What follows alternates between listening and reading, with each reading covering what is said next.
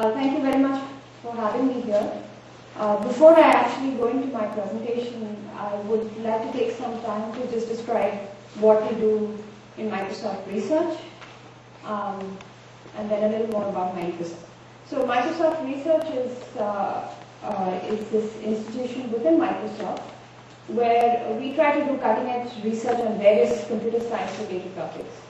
And one of our main focuses is to publish our work in top conferences, journals, and also to file for patents, and at the same time try and develop technologies and do research in subjects that product groups within the company could benefit by. So we have various kinds of modes of operation at Microsoft Research. I myself am from Microsoft Research India in Bangalore, and I belong to the Mobility Networks and Systems group. We build systems in our group, try to develop prototype systems to showcase our research ideas. And my main focus is on network management. And some of the stuff you'll see here is related to that focus. We built a tool called BARS, which is to find misconfigurations and access control.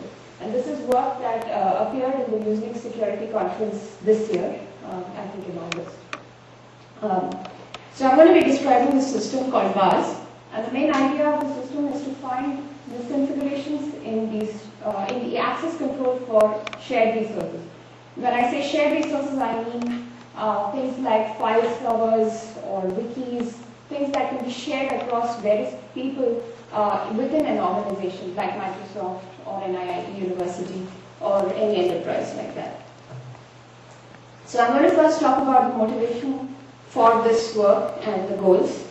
So one of the main motivations for developing a tool such as BARS is to mitigate the probability of insider threats.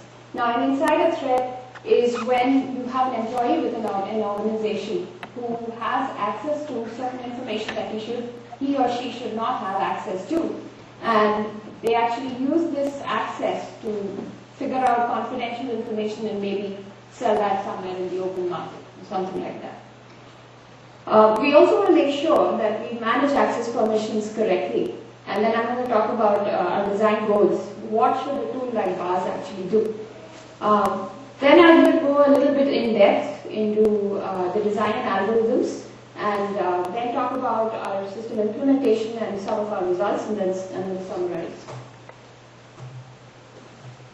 So just to give you an idea of what insider threats are like these days. So there have been several market surveys that have been done, which have been shown that when there are security incidents, this particular one showed that 69% of the chance, 69% is the chance that the culprit was an insider, somebody from within the organization. Let me just move this down a little. Okay. Then there was a study by Dartmouth recently on situations that in an organization where about 90% of the employees have permissions more than they were entitled to. Now, why does this really happen? Because you have these file shares or financial data or whatever, right? And for some reason, someone within the organization requires access to that data at a particular time. Now, they go and contact the administrator and they say, look, this is my business reason to have access to this data. Please give me access. And then the owner of the resource says, yeah, maybe they have a reason to have access, let me give them access. And then they forget about it. And nobody's going to go and tell them, I don't need access to this anymore. Right? So as time goes on, more and more people start to get permissions to access more and more data. And this over-entitles people in an organization over time. Now, at some point, it may happen that this person here gets annoyed or disgruntled, becomes a disgruntled employee, and they say, aha, I have access to something like Windows source code. Let me copy all that and sell it to the highest bidder, or things like that. So, why is managing access permissions so hard?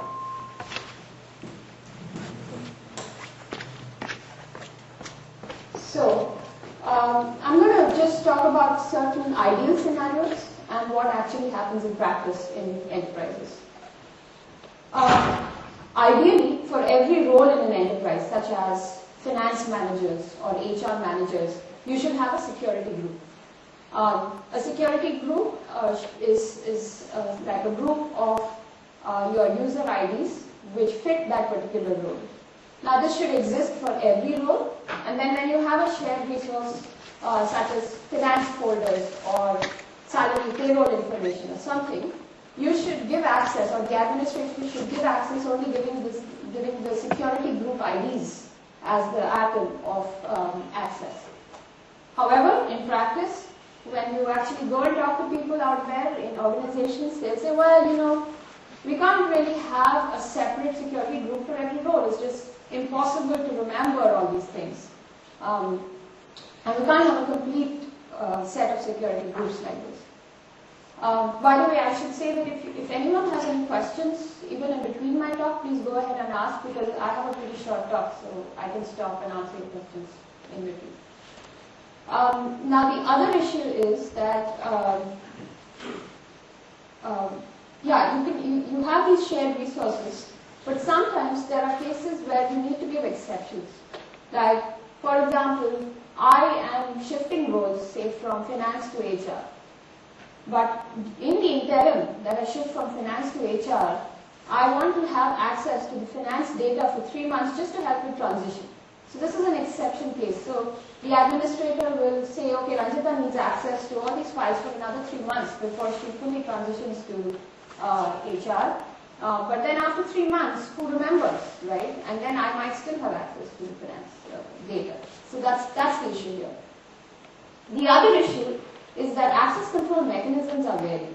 Somewhere you can give access control based on your company ID. In some other place you may have to enroll and get some other kind of ID, so they're very disjoint. So it's sort of difficult to keep track of things when they're so disjoint, when your IDs within an organization itself are so disjoint. And finally, security policy is very difficult to document.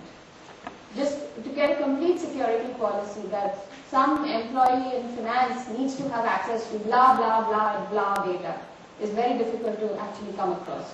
And it's not usually well documented. So maintaining correct access permissions is very hard in practice. And this can cause misconfigurations, which essentially leave security holes in there, like I explained earlier to you. And the dual of that is that people who actually should have access to certain documents might end up not having access. So that's sort of the dual of the security case. So we need to find these misconfigurations in time to prevent exploitation, right? I mean, if somebody is over entitled to data, and then in the scenario that I mentioned, they might just sell some company secrets out there. So you want to avoid that, or at least reduce the risk of that. And this is not possible with human effort alone, because one organization can have millions of data objects. It's very difficult for one human to do this, or a bunch of humans to do this. So we need tools to find these misconfigurations. So BOSS is exactly that. It's a tool which audits access control within an organization. Now here are some design goals that we use for BOSS. We concentrate on prevention rather than forensics. So the idea there is that we could do something like the following. We could detect access logs and say, aha, Ranjita she accessed all my payroll information last week. She shouldn't have. Let me go and catch her. So that's the forensics approach. Wait for me to actually commit the crime and then go and catch me. But we want to prevent that rather than wait for that to happen and then find it. So it periodically scans these access control permissions. So in the example that I mentioned, if I actually have access to that permission, but I didn't use it, the tool would still catch that. The other one is, like I said, we don't assume a documented security policy. Now, when you don't have a security policy, you cannot check for correctness of access control. You don't know what correct is. So instead of checking for correctness, we check for inconsistencies out there in access permissions. And the third one is, of course, high performance. And we want to build an algorithm which is fast enough to run on a large data set. Sure. Give an example of the second case. Yes, that one is essentially the crux of the algorithm, so I'll come to that. If I don't answer your question, please go ahead and ask it. Another question? Yeah. What is the attacker model that you're assuming? Does the attacker know how you're going about trying to commit configurations? So the attacker model is, so we're going to assume that an attacker cannot explicitly change access control for access control metadata. So it would be like an employee who would try to access documents if they have access. Now, to answer your question, the employee could know our algorithms, right? And it should still be possible to find them even. So that was your question, right? So specifically, the attacker can try to have over permissive access, maybe even create additional files with some specific accesses so that your system will flag the over permissive rights. Or conversely, the attacker could try that your system flags too many things. Right. And so the attacker could then try to create certain access controls and files that such that your system will point out too many seemingly over permissive permissions, so that the sysadmin may remove them, or the sysadmin may be overwhelmed, or access rights will get removed and people will get annoyed. Right. Or any. Yes. So to answer that, you're totally right that the attacker can create more. Let me see. Only in some cases. Like I'll describe the algorithms. We have two main algorithms. In the first algorithm, that wouldn't apply. In the second one, it would, and I'll come to that in a second.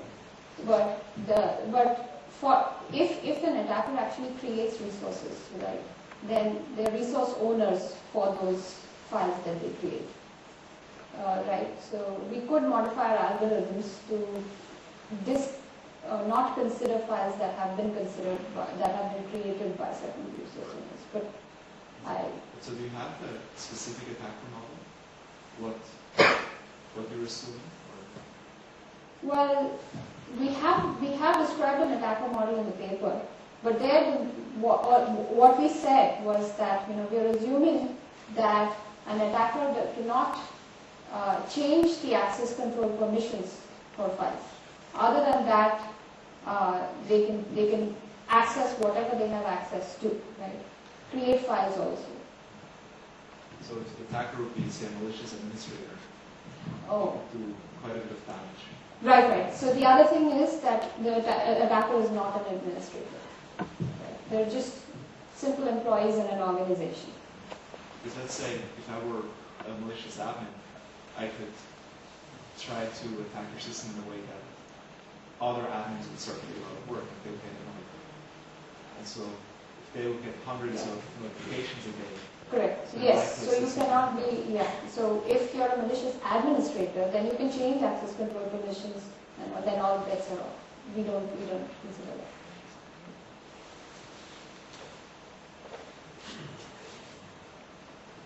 that. Okay, going on to the design and algorithms. So before I go ahead to actually describing the algorithms, I'm going to define what I mean by misconfigurations. So let's say you have two groups, A and B, right? I said moving from finance to HR. So let's say A is finance and B is HR, right? And Bob moves from group A to group B, right? Because Bob was a member of A, he had access to all those files on the left-hand side, but now he should not have access to those. Instead, he should be given access to all the documents that B has access to, right? But if these changes don't happen, then Bob has access to all the data for group A, which he should not, and we call that a security misconfiguration. And he has access to all these, he does not have access to all these files belonging to group B, which we call an accessibility misconfiguration. Even he should have access to those. So, those are the definitions of the misconfigurations we want to find. This is a high-level overview, of how bars works, and this may try and answer Sumit's question. Let's see. So we have two sets of inputs to bars. One is the subject data set. So this is essentially the access control coming from the data from the file server or whatever data source you want to check for this configuration. The other one is the reference data set, and this is what we're going to consider as a mock ground truth. As in, we're going to find how consistent the subject data set is with this reference data set, and we're going to throw out those inconsistencies as misconfiguration candidates. So, like I said, there's no high-level security policy, so you can't check the correctness. So instead, we use this as a substitute ground truth or policy that we check against. All right. So from each of these subject and reference data sets, we collect a relation matrix. So the relation matrix in the case of file shares, for example, is that these are the users A, B, C, D, and E. These are files 1 through 9, and a 1 means that user A has access to 5, 8, and 9 here, and so on and so forth. Another way we can get data is from organizational hierarchy, use LDAP servers, so this kind of information. This is, for example, you have organization groups. So I am part of the Mobility Networks and Systems group in MNF in MSR India. There are 4 other people here in my group. We all report to our manager Venkat, right? So that is an organizational group. So essentially this is saying that user A belongs to organizational group 8 and 9 and so on and so forth. So we collect these relation matrices.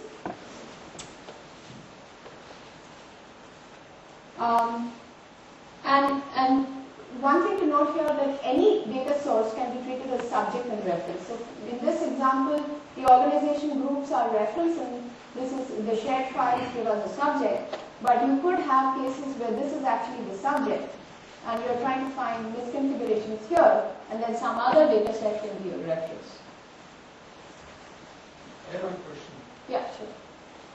Go to the previous slide. How do you use this access matrix? It's a very simple concept because access can also be classified as read, write. That's correct. Yes. All around the world. Totally right. So we support, in our implementation, we support different modes of operation. Right now, we're going to create one matrix for every kind of access. So if you say that we want to study read-only access, right? Then then I'm going to just find people who have read-only access. And a 1 would mean they have read-only access. If you want to test all people who have any kind of access, right? You can specify that too to a system. So then a 1 would mean any kind of access. So the agents that we built support these various modes of operation. You're right that we could have created a relation matrix instead of being a binary matrix. It could have been 0 through 12 because, for example, Windows file share supports 12 modes of access. We could have had that. We didn't do that. We're just supporting 0 and 1, given what sort of access you're interested in. How much time? Where am I now? I know, but okay. So here's an example, right? This is a subject relation matrix from a file share, for example, and let's say this is the reference relation matrix. A to H are users, 1 to 13 are resources, and W through Z are groups. Now, in the matrix reduction step, essentially we do a line sweep through these matrices. Just think of a vertical line sweeping through, and we group together all objects as all columns that have identical column vectors. So in this case, 1, 2, 3, 4, and 5, this got clubbed together, this got clubbed together, and these 5 columns got clubbed together. Okay. So from this we get summary statements. These are essentially encoding whatever you see in these 3 rectangles here. This is saying user C, D, E, F, G, and H have access to 1, 2, 3, 4, and 5, right? And this is like saying exclusive access to 1, 2, 3, 4, and 5. Essentially what that means is no other user has access to these files. Similarly, C, D, E, F, and G have access to 6 and 7, and A, B, C, and D have access to 9, 10, 11, and 12. Okay, exclusive access. Similarly, we do the same line sweep algorithm here, and we get these groups. C, D, E, F, G, and H is in one group because they have an ID. That's the only set of, that X is the only group to which these users belong and nobody else belongs. Another group is A, B, and C because you can see that they are this identical column vector going. Another group is C and D. Okay. Now this was the matrix reduction step. Now this is the main algorithm that our system ended up using called group mapping. This is just the takeaway if you're really interested in knowing in one line what one slide what our system does. It's this one here. So we have these summary statements from the subject matrix. Let's say C, D, E, F, G, and H have access to these files, right? Now, what we try and do is find the best reference group that we got from our reference data set that matches this group the best, right? So in this case, there's an identical match between this subject group that we found and this reference group that we found. So the group mapping algorithm maps this group to this this set of users to this reference group here. Now, you could also have mapped this, so for the second one, we find that this is the best map as well. Even though it's not an identical map, it's the best map that we can find, and so on. Let me not go into too much detail here. And that's the third one. So we choose the best map essentially, even though you could find all sorts of maps. And finally, these are the groups that are mapped. Okay. Now this can be generalized to multiple groups. So one set of users from a summary statement for the subject set could be mapped through by using two groups, say Team X and Team Y, and this person sticks up. Okay. So we use a set cover-like algorithm to do this. These algorithms are these problems are hard to solve, so there's a greedy version that we use, which is an approximation algorithm. There are more details in the paper on this. So now, we've done the group mapping. Finally, we want to find misconfigurations, right? That's what we're here for. So, how do we do that? So let's say let's say there was a set of users A, B, C, and D who had a specific kind of access, and they mapped to some group G2 plus D. So essentially G2 was ABC. So let's say finance has users ABC and it, but not D. Okay. But the set of users who have actual access to your resources is ABC and D. So then clearly what can be concluded is that D could be a potential security misconfiguration because he's not part of the finance group, but he has all the access to the documents that the finance group has access to. So maybe D is a problem here. So our tool flags D as a security misconfiguration candidate. Remember that we're just bubbling up candidates. We're not going to say for sure that this is a security misconfiguration. That is up to an admin to figure out. Similarly, the dual, right? Let's say C, D, E, F, and G and C, D, E, F, and G are mapped to G1 minus H. So G1 has H also, but this does not. Let's say G1 is the HR group. C, D, E, F, G, and H are members of the HR. But H does not have access to any of the files that C, D, E, F, and G have access to. So maybe this is an accessibility issue, and the tool bubbles this up. Maybe H should have access. Right? So there's another algorithm that we use, but I'm not going to go into the detail there. I'm just going to show you some implementation results. So we've implemented these stubs or agents that run on file shares on our version of LDAP server to mine our email distribution lists and organizational hierarchy, and some structured web pages that we share across projects, groups, and users. These agents periodically collect information of access control changes on these resources, send them to the BAS server. The BAS server runs these algorithms that I talked to you about, and whenever there's a misconfiguration detected, it sends out an email to the administrator who is concerned with those data sets. So we evaluated this on 3 different data items. Like I said, in the first one, we compared a file share within an organization, which was a subject, to reference, which was a set of email distribution groups. Now, we thought, we have to figure out what's a good reference set. We decided to go with email distribution lists because it turns out that in many cases, people update email lists more regularly than they update actual access control on, say, file servers. Because when you send an email, people get annoyed when they get too much email, or if they don't get email. So those things are updated more often. That's what we found.